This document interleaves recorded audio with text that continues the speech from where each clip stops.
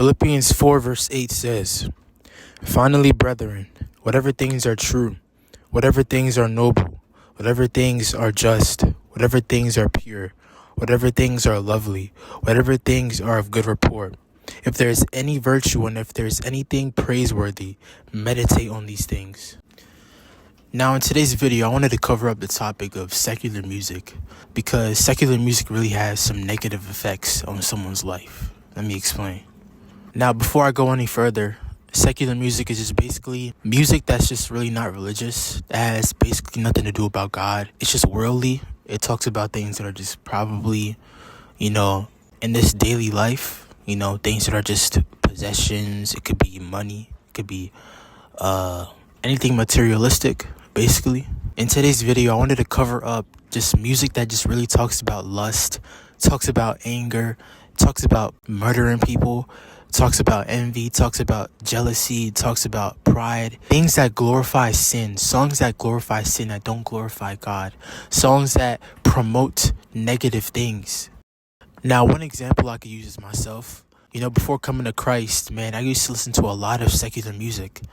And I feel like it really affected my daily life a lot. Let's say someone said something about me, someone mistreated me. I would start to retaliate back in frustration and in anger. And it's because of those songs, man. Like those songs, the spirits behind those songs, the words, the lyrics behind those songs, they would start to manifest in my life. And that's what produced that anger. That's what produced that revenge and retaliation. Another example I could use is from Ephesians 6 verse 12. And it says, "For we do not wrestle against flesh and blood, but against principalities, against powers, against the rulers of the darkness of this age, against spiritual hosts of wickedness in the heavenly places." So what Paul is just basically trying to explain to the Ephesians is that there's more to life than just this physical body.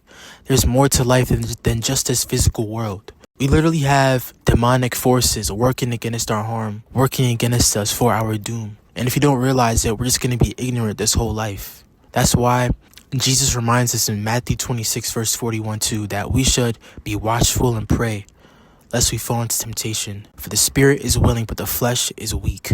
So if you do struggle with this, I won't lie, at first it was hard for me too. When I first started following God, it was very, very difficult to let it go.